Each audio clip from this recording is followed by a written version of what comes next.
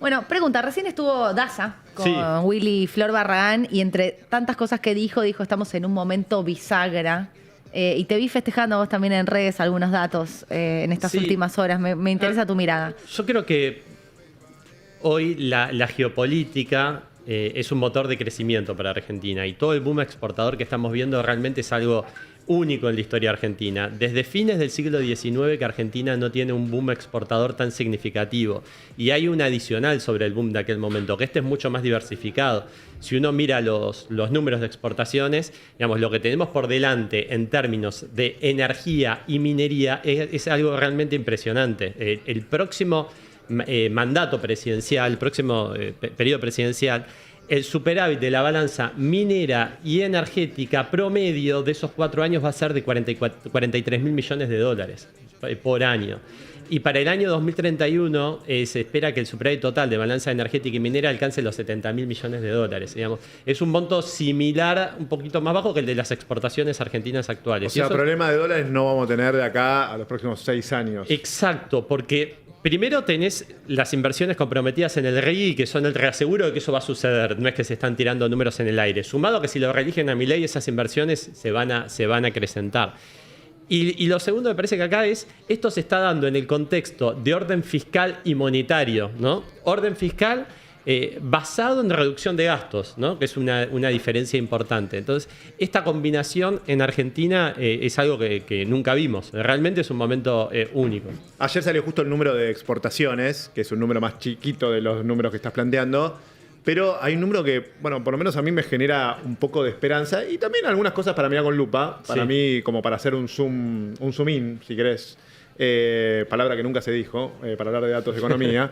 Pero uno es que obviamente están creciendo 30 y pico % las exportaciones, o crecieron el mes pasado 30 y pico % las exportaciones, y cayeron las importaciones, lo cual es un escenario en términos de acomodar ese flujo de dólares bastante ideal. No sé si a ver, pasa lo mismo, y ahí te voy a preguntar por el zoom in. Las exportaciones, me parece que es importante destacar que no estamos dependiendo, como en otros momentos del pasado, de que suba el precio de la soja. Ahora lo que están volando son las exportaciones en cantidades. Claro. Y con una tendencia que se va a mantener en el tiempo. Respecto a las importaciones, hay que tener en cuenta que vienen todavía un poco distorsionadas del año pasado, como el mercado especulaba el año pasado con la salida del cepo, y que podía haber una corrección del tipo de cambio, muchos importadores se anticiparon a importar.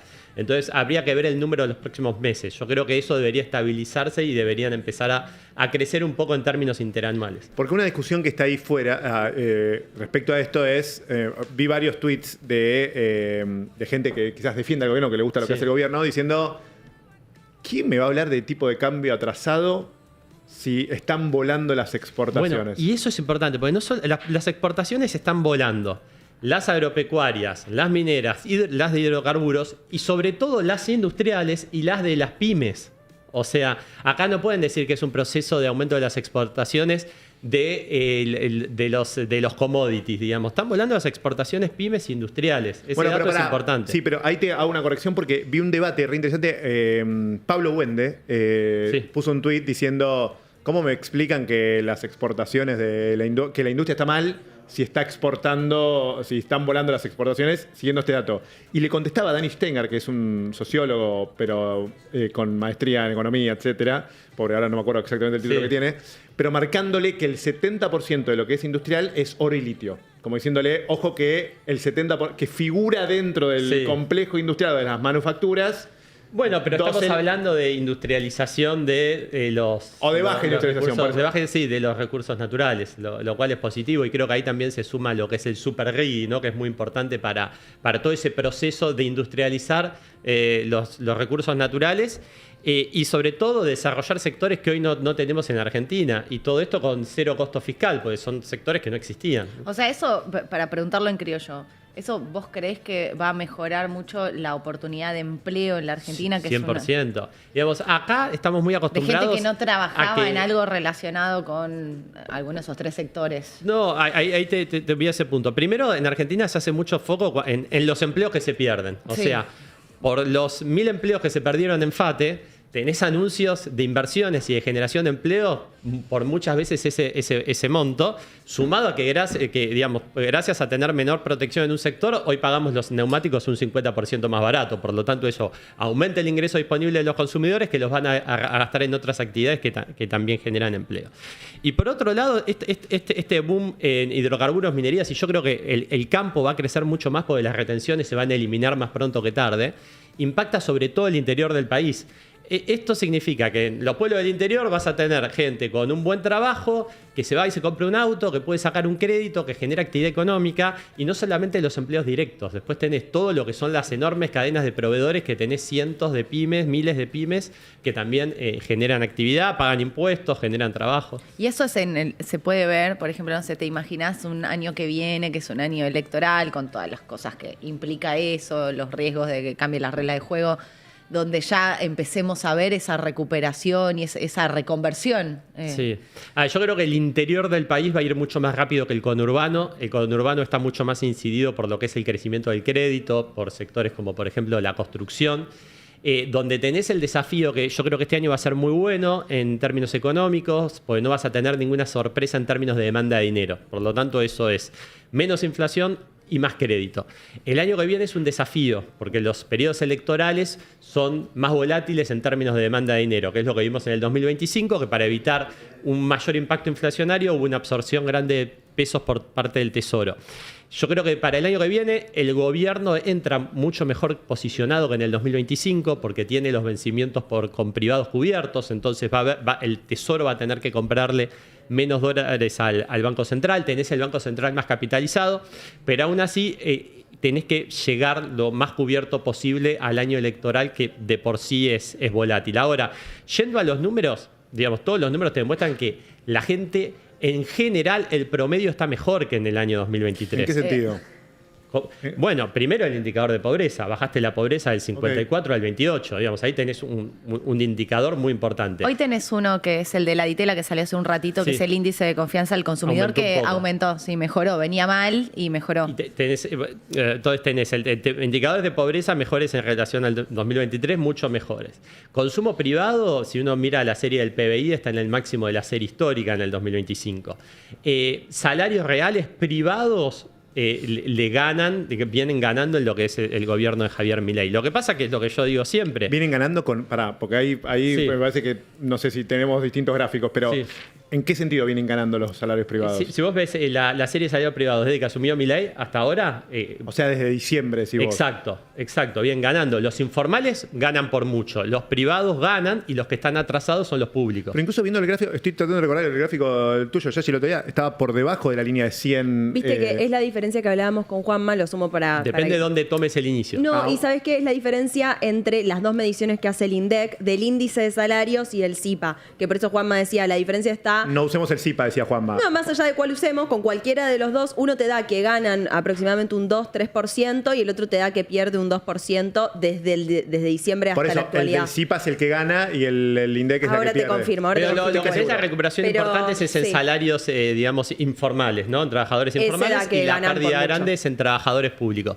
Pero digo, Claro. los números de consumo del PBI y los datos de pobreza hablan de que hay una mejor calidad de vida que la que tenías en el 2023. Ahora, que muchos argentinos la siguen pasando mal, eso es una realidad. Digo, si una persona necesita, por ejemplo, por mes 1 millón de pesos para vivir, ganaba 600 y hoy gana 650, aunque haya una mejora, la sigue pasando mal y todo lo que uno le explique seguramente no le va a interesar mucho. Hay un trayecto igual de clase media, que es esto. Vos, si mirás un sándwich, capaz Sí. es eso. El de abajo, la verdad que le fue mejor porque la UH, hay un montón de indicadores y la ponderación de inflación en lo que gasta es mucho más grande. Todo lo que era clase media, que ya está bastante golpeada, mirás ingreso disponible y tenés un lindo trayecto todavía a recuperar que explica un Yo lo poco. que Bueno, creo eso es que si salió uno el otro día. mira, por ejemplo, alimentos, los sectores bajos se vieron beneficiados de que los alimentos aumentaron muy por debajo del índice general de inflación. Entonces, una persona entra al supermercado y puede comprar muchos más alimentos que en el 2023. Ahora, la clase media tiene más impacto de lo que son servicios como salud y educación privadas, que aumentaron por arriba de la inflación general. Luz, gas, etcétera, digamos, de los Exacto. servicios. Los servicios. No, pues estaba viendo justo el último dato de Martín Rapetti con la consultora Equilibria, contando un poquito esto, que el ingreso real registrado creció 0,1 mensual, pero el disponible cayó 0,4. Y creo que tiene que ver con esto, ¿no? Con cómo los servicios te vienen los últimos meses tuviste Transporte el aumento de la inflación, sin dudas te impactó en el salario real. Pero sin entrar en números, digamos, diferentes mediciones, digo, los números generales te dicen que Argentina está mejor que el 2023 y sobre todo que esto es sobre bases firmes, porque hoy vos tenés superávit fiscal, bajaste más de 30% el tamaño del Estado, desregulaste, tenés un boom de exportaciones, bajaste la deuda consolidada del Estado, no tenés una hiperinflación en puerta como tenías en diciembre del 2023, no tenés deudas por CIRA y no tenés precios controlados, porque recordemos que cuando asumió Milei tenías todos los precios controlados, ¿no? Eso no es un dato menor. Y te voy al dato de empleo, porque vos antes decías... bueno, que todavía falta, o señalabas un poco el tema de no te preocupa tanto porque esa gente se va a reconvertir. Sí. Pero sí lo que se vio, por lo menos en el último, ya me perdí cuánto va mi ley, pero 2 años y medio sería. Perfecto, sí. 2 años y medio. O un poquito menos. Ahí lo que se habla mucho es de la pérdida de trabajo registrado, a la vez compensado con el trabajo informal, ¿sí? O casi compensado con el trabajo informal. Y a la vez, por lo menos el último dato de desocupación es que hay una suba respecto a... el último trimestre del año pasado, que creo que es la última medición, de 1 punto y pico respecto al trimestre anterior. Primero, ¿vos crees que eso va a empezar a bajar, que se va a recuperar, que va a recuperarse el formal? Primero, dato de empleo, creo que lo más correcto sería mirar trimestre contra mismo trimestre del año anterior para evitar efectos estacionales. Excelente. Y que lo que vemos en el mercado laboral es que producto de esta excesiva presión del Estado, tanto en costo laboral como en juicios y todo, creció el empleo informal. Entonces, el sector privado se protegió del peso del Estado con el crecimiento del monotributo. Entonces tenés en muchas empresas monotributistas que en la práctica son asalariados en relación de dependencia. Bueno, pero eso cambió ya ahora, tenés la ley laboral. Claro, pero digo, no es un proceso automático. No, obvio, no es que estoy exigiendo que sea ya, pero digo que eso debería mejorar. De hecho, los últimos datos de empleo registrado tuviste una tendencia positiva los últimos meses. No recuerdo ahora el dato exacto mensual. Pero es importante, digamos, seguir desregulando. La reforma laboral es un paso importante, pero Argentina viene con un problema de que el empleo formal no crece hace décadas, digamos, está estancado. El salario privado, sobre todo. El empleo registrado formal. ¿De qué depende hoy, ya con estas nuevas condiciones, de que crezca el empleo formal privado? No, a ver, primero son procesos que llevan tiempo, ¿no? Pero digamos, la reforma laboral te genera condiciones para que el empleo registrado formal crezca. Pero al mismo tiempo también tenés cambios en las modalidades laborales que hacen que crezca el trabajo remoto, el trabajo desde la casa, el monotributista. Pero la ley, digamos, uno ve los puntos, digamos, el tener el fondo de cese que le genera mayores garantías al empleado y al empleador, porque para un empleado que se queda sin trabajo, tener que estar esperando 5 años para un juicio laboral, era terrible, pues necesita la plata cuando se queda sin trabajo, y para una empresa es una contingencia de larga data. El tema del cambio del foro laboral desde Nación a Ciudad de Buenos Aires. El tema de que los convenios por empresa tengan más preponderancia que los convenios por rubro de rama de actividad, eso es fundamental, ¿no? Bueno, los beneficios fiscales que tenés para la contratación de nuevos empleados. Que sobre todo más como más de la legislación, más que del contexto. Si podemos poner el gráfico para hacer recién, que está bueno, yo lo uso para una clase de... El profesor Alan. De cosas que muestro esto, que básicamente es la correlación, o es un gráfico que compara crecimiento en PBI o caída de PBI con empleo total, sacando la agrícola, que es estacional. Y por un lado tenés ahora va a aparecer, pero tenés el de Estados Unidos, por otro lado tenés el de Argentina. Lo lógico en cualquier país normal es que... Crece el PBI, crece el empleo. Crece el PBI, crece el empleo. No pasó en Argentina en el pasado. No pasó... a ver, el empleo total en Argentina, por eso también estoy hablando de empleo y no de desempleo, porque el número de desempleo vos podés tener mayor cantidad de empleados, pero igual que te aumente o te quede en el mismo punto. Pero miren, el grafiquito de arriba es Estados Unidos, PBI contra empleo. Miren qué pura esa correlación. Espectacular. Miren Argentina, que está ahí abajo.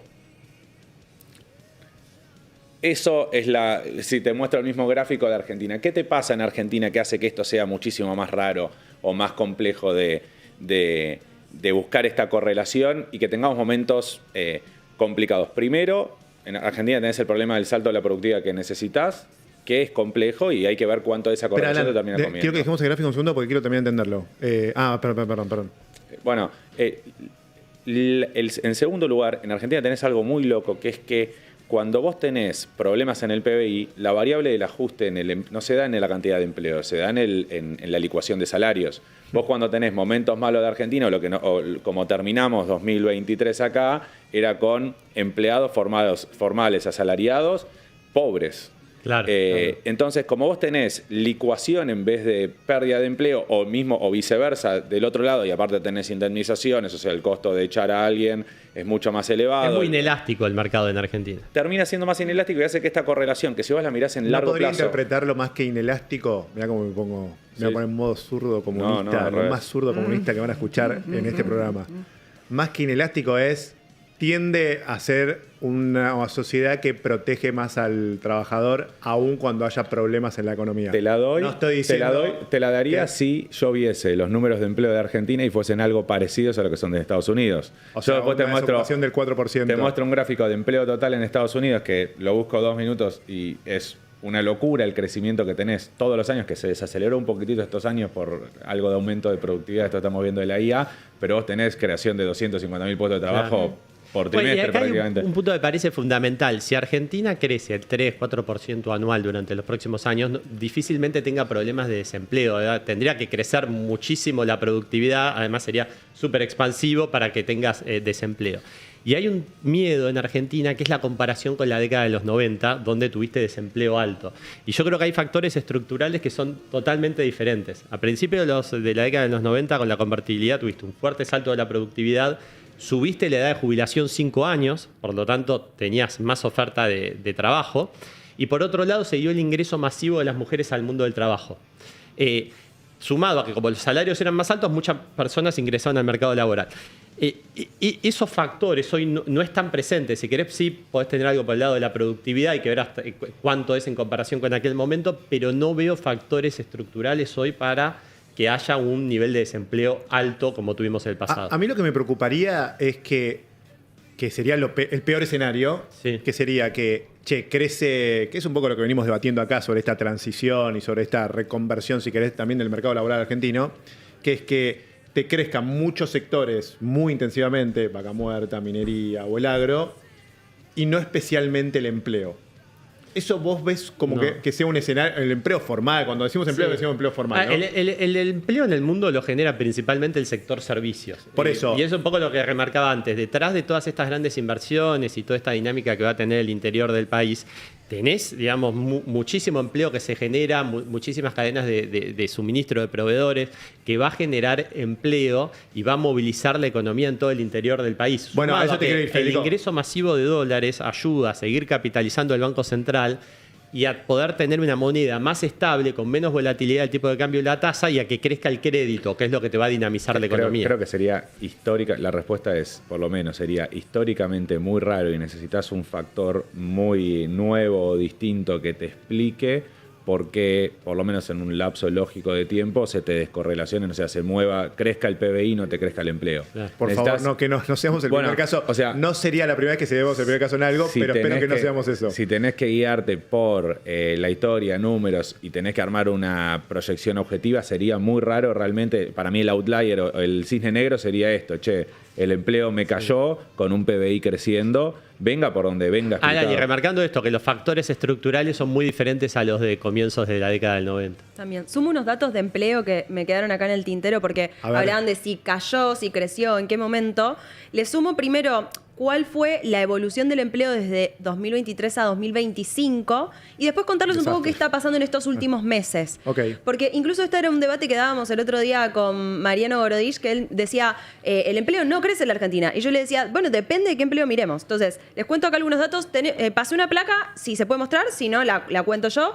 Desde 2023 a 2025 cayeron 241.000 puestos de trabajo en asalariados registrados, o sea, el empleo Ok. formal. pero crecieron 341.000 puestos de trabajo en independientes y 33.000 puestos de trabajo en no registrados privados. ¿Qué te quiere decir esto en la suma total? Y asalariados públicos cayó 25.000 puestos de trabajo. El total es que se crearon 113.000 puestos de trabajo. Obviamente, tuviste una pérdida en asalariados registrados y compensó el crecimiento en independientes y en no Yashi, te sumo un dato. Sí. El salario promedio de los monotributistas, ingreso promedio, no Sí. podemos hablar del salario, es superior, es un 12% superior al del asalariado registrado. Por lo tanto, lo que te demuestra esto que los que logran salirse del peso del Estado tienen un ingreso mayor a los que están bajo la bota del Estado. Buenísimo eso que sumaste. Ahí hay Fede. mucha duda, Federico. Sí. Yo lo que escucho, Sí. ¿cómo puede ser que haya subido tanto el asalariado? Para mí hay un informal? problema de medición ahí. Ay, para mí también. O sea, yo no quiero, no quiero ir contra el INDEC porque para mí el INDEC hace No un tengo laburo el dato de monotributistas cuántos crecieron, pero A mí lo que me da miedo es que vayamos hacia eso, Pero para definitivamente. monotributista Es como- no es informal. no es No, informal. yo dije es informal. Yo dije, porque el el salario dato se mide raro por era salario, el informal. el El trabajador. informal es una encuesta que podemos decir, ¿estará bien respondida? ¿Estará bien medida? Claro. Ahora, lo que yo digo es, te da un 38% de crecimiento de salario real. Ponele que, digamos, estará bien medida, pero ¿cuánto será el margen de error estadístico? Ponele que lo discutamos, porque 38% no creo que sea. No, hay otro factor también ahí que es el asalariado informal tiene un rezago más grande a la hora de renegociar el sueldo. Por ahí el formal tiene un convenio o algo que hace una actualización más A ver. rápida. El informal, se comió el pico de inflación de diciembre del 2023 y recién renegoció más tarde. Eso también Tiene se puede ver. todo tipo de menores impedimentos a la hora de, digamos, mucha más flexibilidad. Que obviamente hay sectores que eso lo ven como algo negativo, pero cuando lo trasladas al mercado laboral, eso es positivo en el mundo, o sea, no en el caso de Argentina. Y le sumo este dato, con esto lo cierro, que les decía, para actualizar un poco, porque esto salió ahora en las últimas horas. No tenemos todavía, siempre estos datos salen más tarde, pero consultoras privadas sí empiezan a decir qué ven en el mercado de empleo hoy. Y, por ejemplo, LSG sacó ayer un informe donde dice que el empleo total registrado en febrero creció con fuerza, creció 11.600 puestos de trabajo en el mes de febrero, con una tendencia que viene así todo este año, creciendo. O sea, si lo comparamos con la foto de 2025, entiendo que los datos del INDEC van a estar dando mejor dentro de unos meses, porque esto se publica más tarde. Y acá hay una cuestión que digo, para que crezca el salario en términos reales, lo que hay que seguir haciendo es esto de capitalizar constantemente el Banco Central para que la inflación sea cada vez más baja, seguir bajando impuestos, seguir desregulando, seguir abriendo la ¿Y economía. están bajando impuestos, por ejemplo, este gobierno? Bueno, bajó dos grandes impuestos. Primero, 2,5 puntos del PBI en impuestos bajó.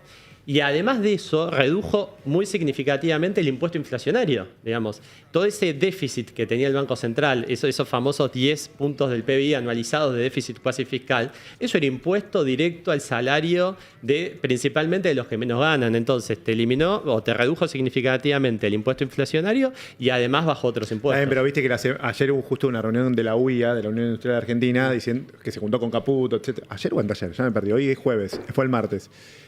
Diciéndole, che, todo bien, nosotros queremos competir, que es la eterna discusión de A mí me muchos encantaría que la UIA, tanto que llora, vaya también y así como le dice las cosas al ministro, se los digan en la cara a los gobernadores y los intendentes, porque lloran mucho a nivel nacional y no los escucho hablar tanto de ingresos brutos, de las tasas de seguridad e higiene, de otras tasas que cobran los municipios. ¿En la UIA? Sí, y tenés el gran problema fiscal de hoy de competitividad a nivel nacional, tenés dos que hay que eliminar, que son el impuesto al cheque y las retenciones. Pero a nivel provincial y municipal tenés, por ejemplo, ingresos brutos que se acumulan en la cadena de producción, recauda 4 puntos del PBI y implica el equivalente a 13 puntos de ¿Y IVA. por qué no se quejan ahí, según vos? igual sí se quejan, ¿eh? Se quejan. Se quejan poco, se quejan menos de lo que se quejan del gobierno nacional. Pero me interesa ver si hay algo político que vos pensás Bueno, yo que creo puede que pasar. sí. Bueno, hubo muchos. Yo creo que también en la vida tenés muchos grandes empresarios, los empresarios, que se amparan en el empresario pyme. ¿Cómo sería eso? Y claro, vos tenés no quiero dar nombres particulares, pero los que se beneficiaban del modelo kirchnerista eran los sectores que estaban totalmente cerrados a la competencia extranjera. Y a quienes perjudicaban eran a muchas pymes que estaban debajo de ellos, que no necesariamente eran las empresas más grandes. Entonces yo creo que ahí sí hubo una complicidad entre algunos grandes empresarios con los funcionarios. Todos se beneficiaban de ese modelo corporativista de economía Y cerrada. ahí decís que están metiendo trabas también. ¿Cómo? Porque los citás ahora. Sí. Porque decís que ahora No, también... yo digo que me encantaría ver esta misma batalla o esta misma reclamo que hacen con el gobierno nacional con los gobiernos provinciales. Que es sea donde- consistente el reclamo. Que sea decís vos. consistente el Claro. reclamo. Digo, para mí, digo, de dónde Yo- viene el impuesto no me importa, pero lo que digo es que hay que reclamar mucho más a nivel provincial y municipal porque te están matando con impuestos que no se ven, que son muchos puntos del PBI y que afectan directamente la competitividad. Ok. Ahí lo que te Entiendo. dicen, lo que te dirían los gobernadores es: yo te bajo ingresos brutos, pero dame la coparticipación que me corresponde. No, ellos te dicen, yo te bajo ingresos brutos, perfecto. Digo, después te lo suben para otro lado. Digo, bajá gasto público, bajá empleo público. Argentina tenía 2,3 millones de empleados públicos en el año 2003 y cuando asumió Milei en diciembre del 23 había casi 4 millones. La mayoría de ese crecimiento se dio a nivel provincial y municipal. Ahí es donde hay que recortar. No hay magia. Digo, hablar de bajar impuestos sin hablar de bajar gastos es ser un hipócrita, es ser un mentiroso. Yo le voy a bajar los impuestos a Yashi porque se los voy a cobrar a Alan. Y así no funciona. Digo, tenés que bajar gastos para bajar impuestos. ¿Y crees qué pensás que vos antes decías las retenciones? Sí. ¿Vos de verdad creés que el gobierno va a sacar las retenciones a campo? Sí, no tengo ninguna duda que lo van a hacer, digamos. La medida que tengas crecimiento de la recaudación y el gasto se mantenga Bueno, congelado. no está pasando eso, lo del aumento de la recaudación. No, tuviste algunos meses malos que por todo el 10. impacto de la caída de la demanda de dinero el año pasado te afectó la actividad. Y después tal vez tenés en los números de recaudación alguna reducción de impuestos, de percepciones, hay varias cosas que interfieren. Pero de cara a los próximos meses yo creo que la recaudación hay señales de que va a ser buena. Entonces, en la medida que crezca la recaudación y que el gasto público se mantenga congelado, se pueda reducir, eso te va a generar margen fiscal para reducir impuestos. Y Milei lo dijo en su momento, que los principales impuestos grandes a eliminar eran el impuesto país, que se eliminó, las retenciones y el impuesto al cheque. Las retenciones se bajaron, con una gran diferencia a, por ejemplo, el gobierno de Cambiemos cuando se redujeron las retenciones, que ahora lo estás haciendo sobre bases firmes, porque si yo te financio una reducción de las retenciones con deuda, eso no es perdurable en el tiempo. Vos la reducción de retenciones que hiciste, lo hiciste con superávit fiscal. Y yo creo que van a estar dadas las condiciones dentro de los próximos meses, años, para eliminar totalmente las retenciones. Federico, cuando vos decís una base sólida, a mí me preocupa una cosa, una luz amarilla que veo en la economía hoy, que Sí. es justamente la baja en la recaudación o estos 10 meses de caída en la recaudación. Sí. Si la recaudación no logra repuntar, como consecuencia de la actividad, por supuesto, ¿no crees que hay una luz amarilla ahí, una base no tan sólida que te puede complicar las cuentas fiscales? A ver, primero, cuando la recaudación estuvo más floja, el gobierno no tuvo problema en apretar la motosierra y cuidar el superávit fiscal. Lo que pasa es que ahí podés tener consecuencias sociales. Bueno, El año que viene tenés elecciones. Bueno, pero todos los indicadores que vemos, por ejemplo, la compra de dólares por casi 8.600 millones de dólares que lleva hecha el Banco Central, te indican que hay un aumento de la demanda de dinero, tenés baja de tasas, digamos, son todos factores que te hablan de datos expansivos por delante. Y los números de recaudación empiezan, yo creo que cuando salgan los números de mayo, se va a mostrar que están comenzando a una tendencia positiva. Vos decís que a partir de mayo se empieza a recuperar la actividad.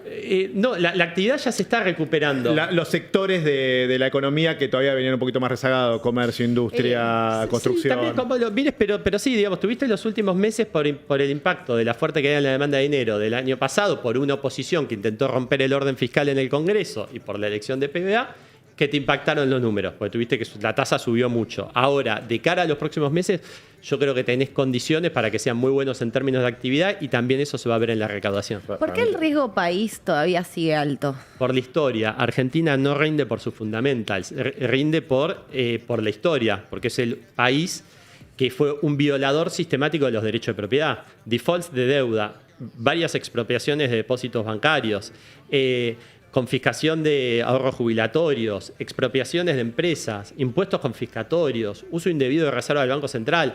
Elegí la violación de los derechos de propiedad que quieras y está acá en O Argentina. sea, para vos eso se baja si continúa un programa económico como este en Exacto. el largo plazo. Yo Es, creo algo, que hay es una margen. película, digamos, de años. Exacto. Yo creo que la acumulación de reservas, los datos de crecimiento, todo eso te ayuda. Pero que lo que quiere ver el mercado es que en el 2027, en las elecciones presidenciales, Argentina demuestre que mantiene el rumbo y que está dispuesta a dejar el populismo en el pasado. O sea, que a Milei le viene bien que su opositor no sea un cuca. Un cuca Sí. que no milite el equilibrio fiscal. Cuanto haya más consenso social alrededor del equilibrio fiscal, que yo creo que probablemente es mayor del que muchos piensan, eso es mejor para el país. Digamos, acá lo importante sería que el éxito de la batalla cultural te lleve algún día a que, sin importar quién gobierne, la sociedad le exija el equilibrio fiscal y eso pasa a ser una política de Estado. Ese es el mayor éxito de la batalla cultural. Ese para mí sería el mayor éxito de la batalla cultural, que la gente... Impopular.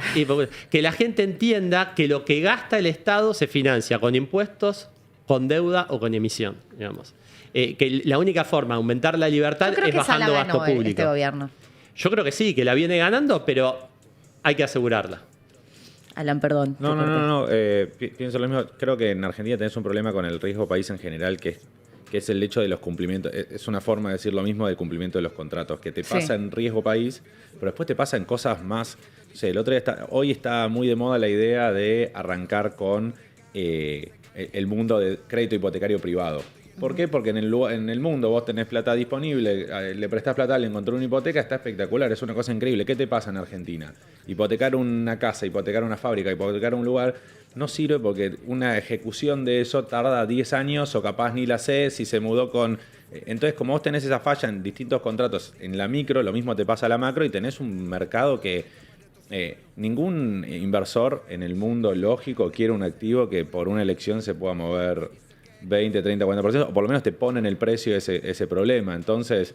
Pero entonces el riesgo país tendría que ser 1000, no 500. No, porque para mí la probabilidad hoy creo que ve primero los fundamentos y segundo la probabilidad que ve el gobierno, el mercado, que le hicimos el otro día con la probabilidad implícita de riesgo cuca o riesgo alternancia que no entienda lo del déficit fiscal, yo creo que está un poco más saldada en Argentina y que el mercado ve un poco eso. Aparte de que creo que estás en un momento global muy importante, en donde, que ahora vamos a hablar un poco de la suba de tasas afuera, etcétera, pero vos tuviste una devaluación del dólar a nivel global. Los países emergentes están en mínimos de diferencia de rendimientos entre lo que rinde un bono de Brasil, de Chile, de Uruguay, con un bono del Tesoro americano. Tenés una diversificación de Estados Unidos y salida del dólar hacia, sobre todo América Latina, que vimos en 2025 acciones de China, de empresas de Brasil, subiendo 30, 40%. Perú tenía oro y por eso todavía más, Chile. Entonces, creo que el mundo está buscando lo que Argentina tiene para dar y la TAM tiene para dar. Somos los que menos nos beneficiamos de eso. O sea, si nos comparamos con lo que pasó con la TAM los últimos años y si bien le fue bien en la baja del riesgo país, etcétera, digo, miramos alrededor y decimos, si no estuviese este riesgo, estaríamos todavía muchísimo mejor. Claro. 100 puntos de riesgo país, estamos hablando 180 en algunos casos.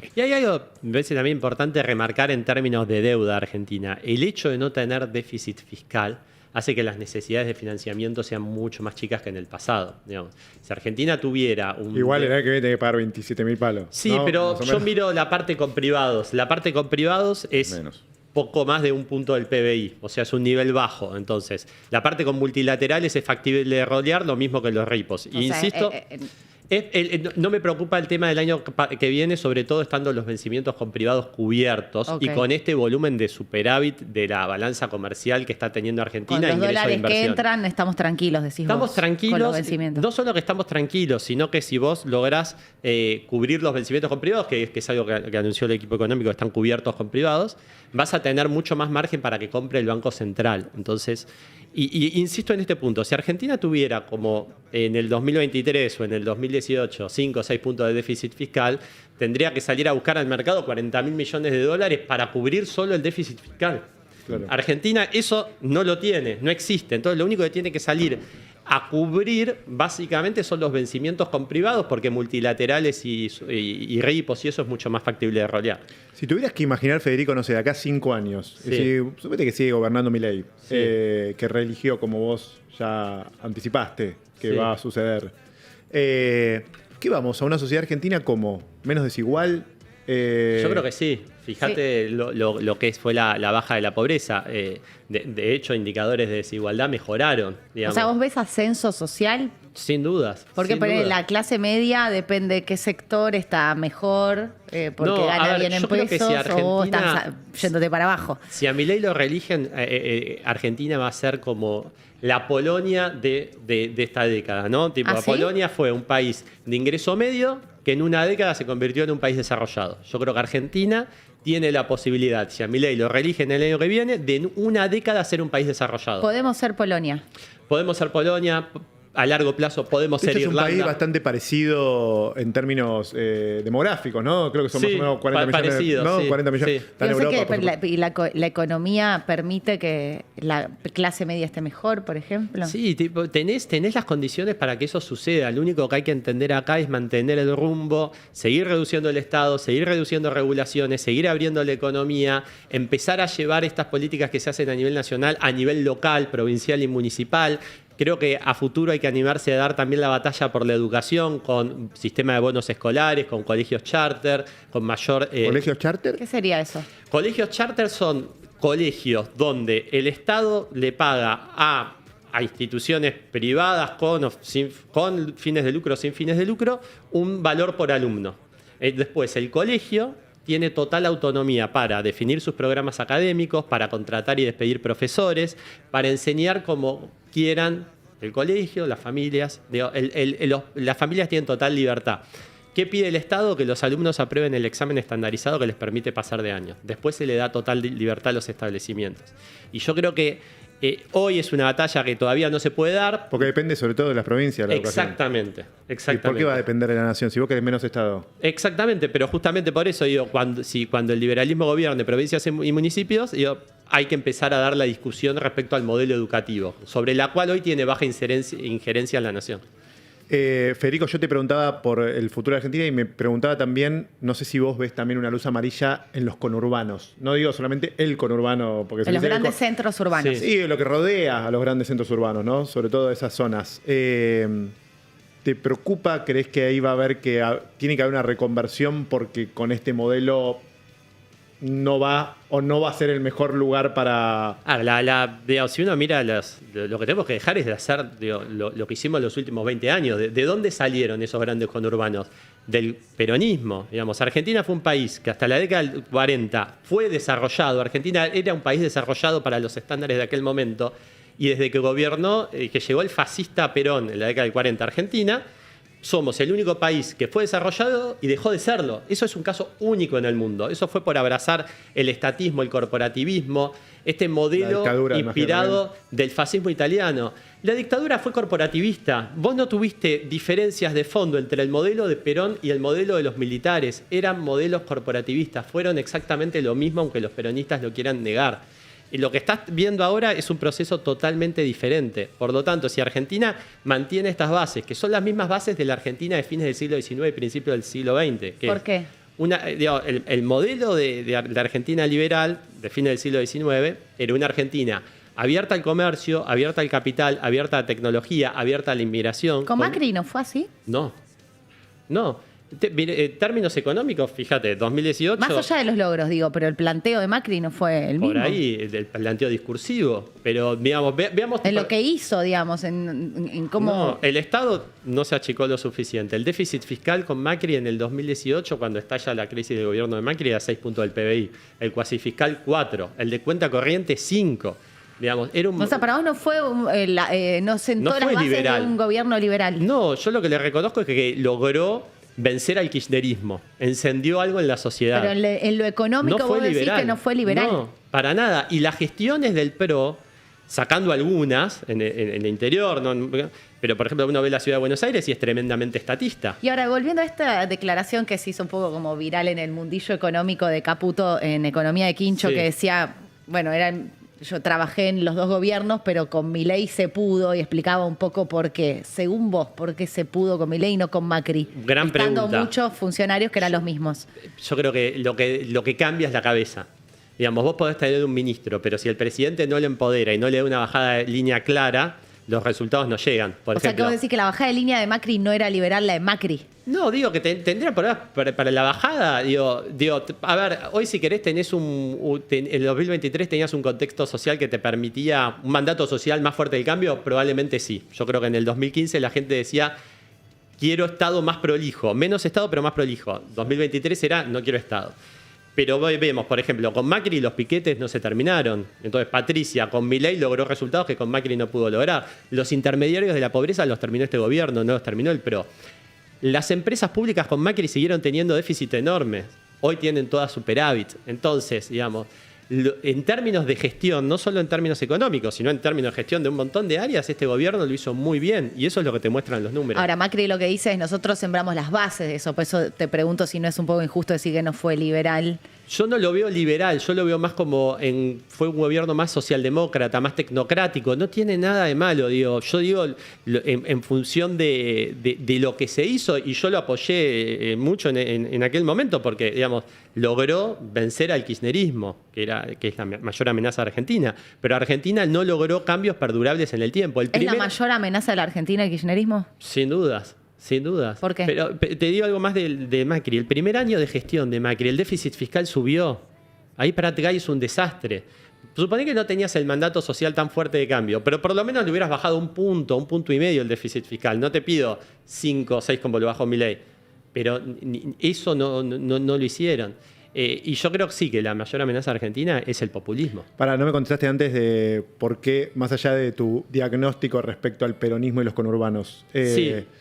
¿Qué plan hay para el conurbano? A ver, primero creo que nos tenemos que sacar de la cabeza esto de plan del Estado, digamos, digitar socialmente. No, dentro de la economía, dentro del plan económico de gobierno, que ahí hay un plan, Sí. o entiendo que hay una idea de un plan, Sí. ¿dónde queda el conurbano en todo eso? Pero te digo, ¿Qué es donde más gente vive, varias no? cuestiones, sí. Primero que Argentina tiene una transformación productiva, es indudable. Que vas a necesitar mayores migraciones internas es O sea, que se indudable. vaya la gente del conurbano, que migre la gente del Que conurbano. haya más migración interna en búsqueda de trabajo, En como San Juan sucede. esperan 200.000 familias, en Neuquén creo que van 15 familias por semana. Viven 19 millones de personas entre... Está bien, pero es 15 por semana.